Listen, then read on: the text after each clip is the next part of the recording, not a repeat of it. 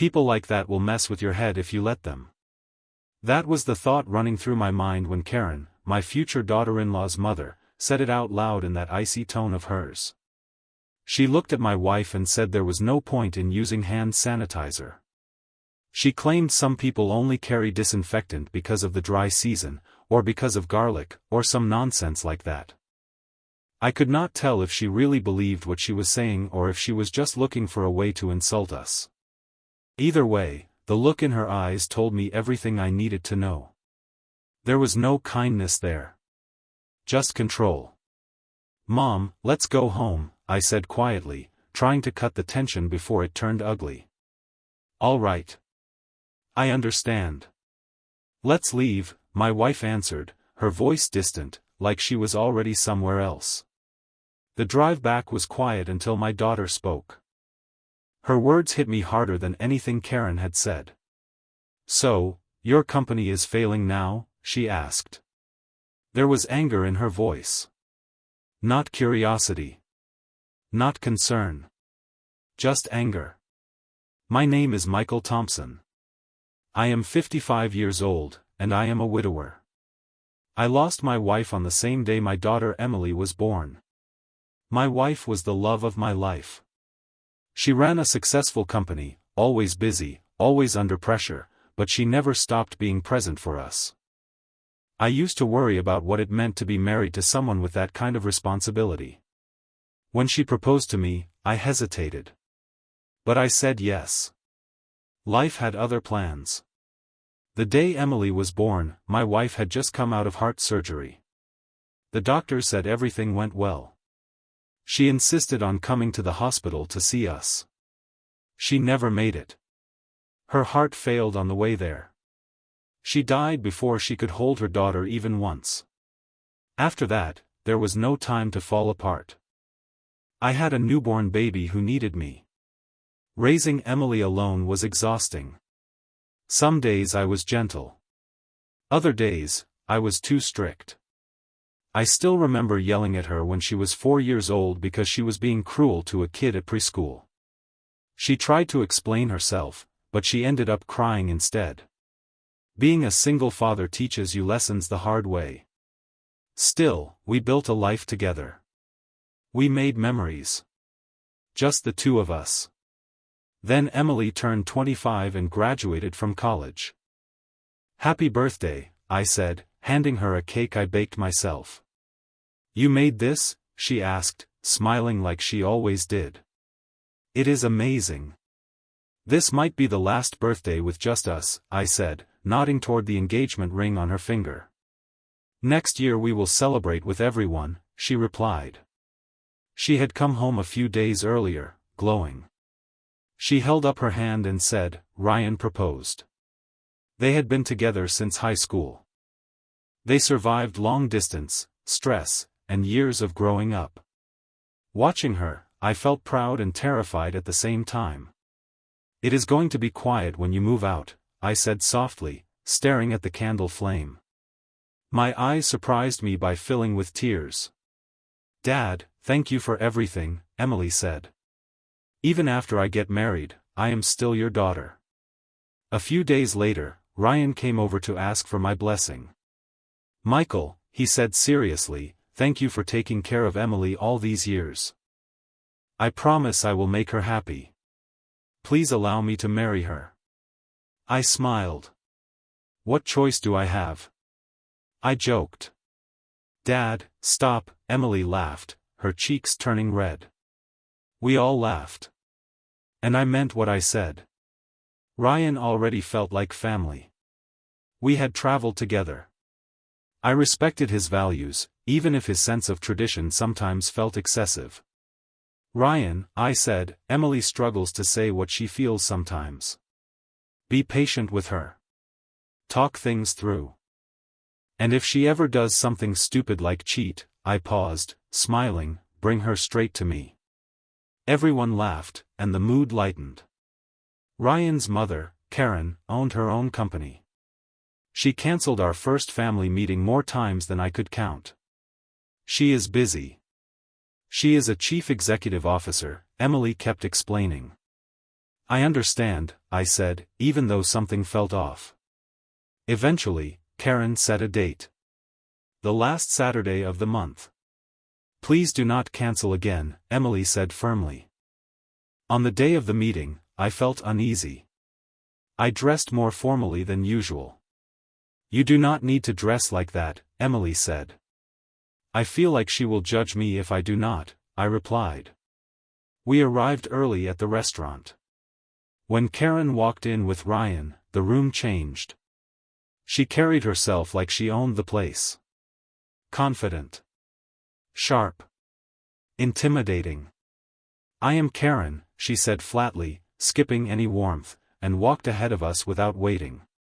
I am sorry about her, Ryan whispered. She has always been like this. It is fine, I said, forcing a smile. She feels like someone from a completely different world.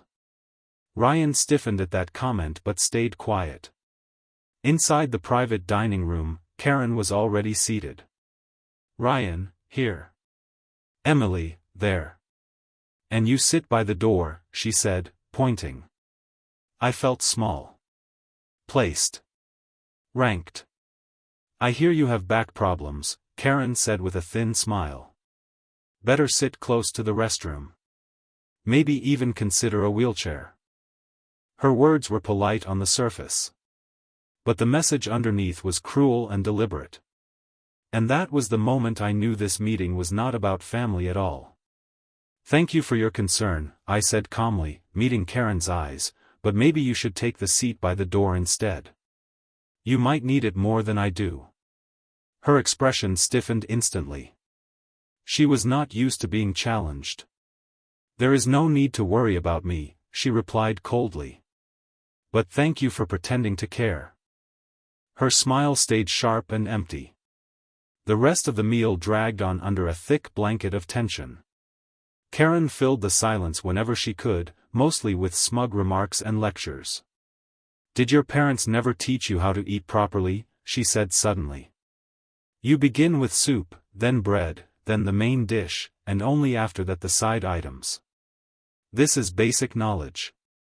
She went on about digestion and tradition, explaining how soup prepares the stomach. Ryan smiled awkwardly. He had grown up with this behavior. I had not raised Emily that way. I taught her simple rules: chew quietly, do not talk with food in your mouth, and stay seated during meals. Karen's list sounded like something meant for royalty, not family. When Emily reached for the main dish first, Karen's eyes narrowed. What Karen is saying might technically be correct, I said, breaking the silence, but good manners are really about respect. Pointing out someone else's manners in public is not polite either. Karen's face flushed red. Her fingers dug into the edge of the table. Speaking to someone this uncultured is exhausting, she snapped. Then she turned to Ryan. You should reconsider this marriage. Her father is far too crude for our family. Then she looked straight at Emily. If you want to be my daughter-in-law, you should distance yourself from him and learn how refined people behave. Mom, please stop, Ryan begged. She ignored him. Without warning, Karen reached into her bag, pulled out a bottle, and dumped the contents over my head. The smell of alcohol burned my nose as it soaked my hair and collar. People like you influence her, she said with a thin smile. You need to be sanitized. I stood frozen as liquid dripped down my face. Dad, we are leaving, Emily said, her voice shaking with rage she was barely holding back. Yes, I answered slowly, standing up. Ryan stayed seated, pale and stunned. Emily grabbed my hand and stared Karen down. Karen only smiled back. I am sorry, Ryan, Emily said flatly. But do not apologize for her. She may think she belongs to some higher class, but your company will collapse soon enough. Karen's smile faltered for the first time. Emily wiped my jacket as best she could and led me out. That was the last time we ever saw Karen.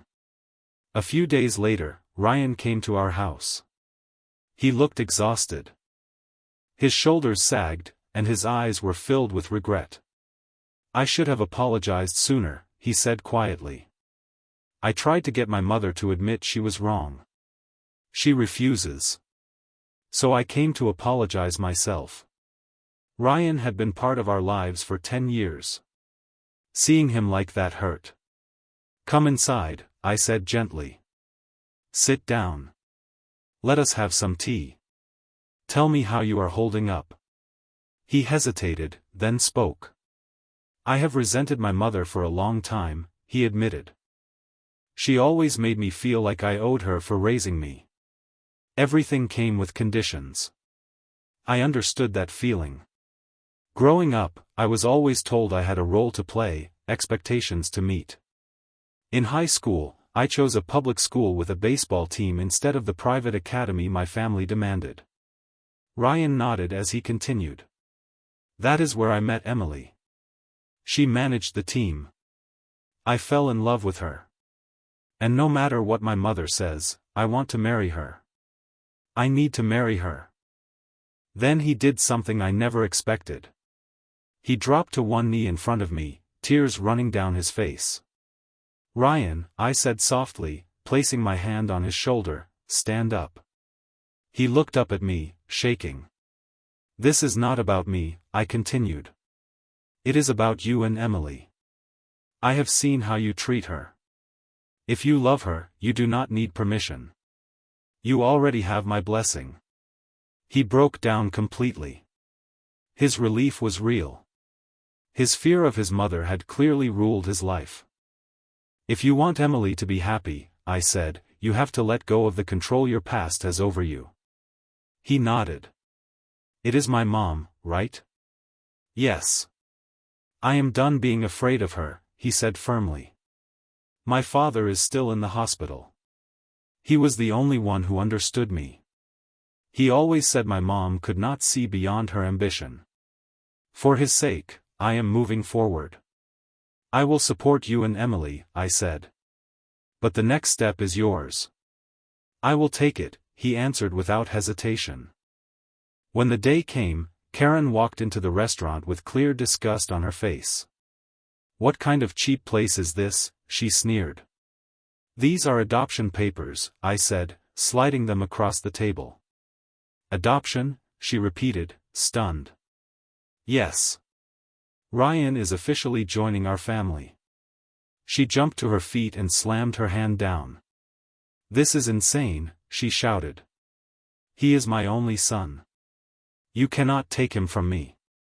Then she turned on Emily, fury pouring out. "This marriage is a joke. She is not good enough. We are from a different class.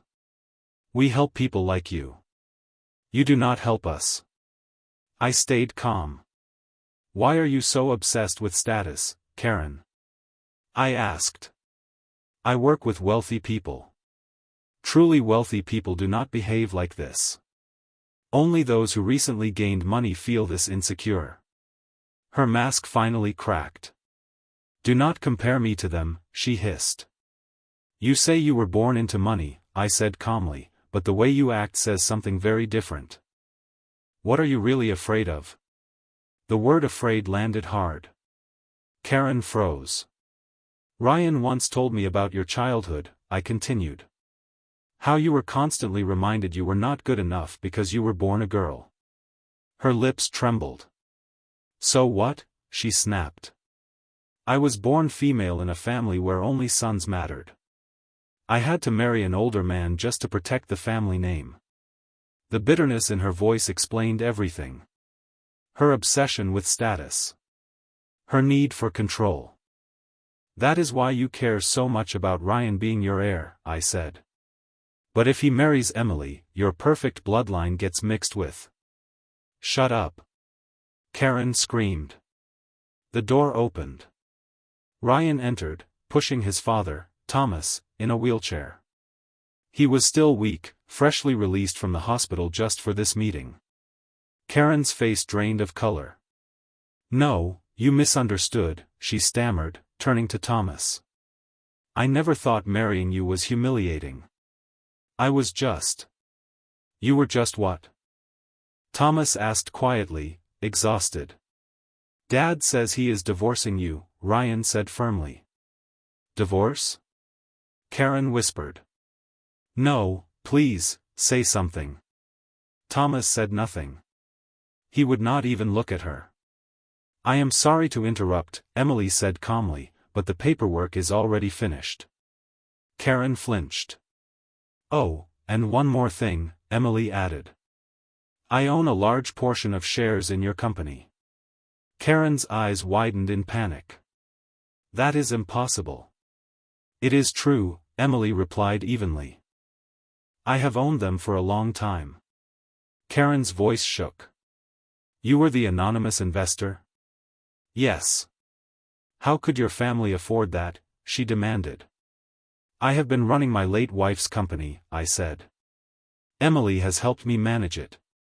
And we have decided to sell our shares, Emily added. Karen went pale. No. Please do not. If you sell now, the company will collapse under its debt. After you are gone, Ryan said coldly, I will buy the shares back. Karen turned to him in panic. You have been stealing from the company, have you not? Ryan asked. Embezzling money? No, she cried. I was only borrowing. I was going to return it. You cannot use company money for personal reasons, Ryan said.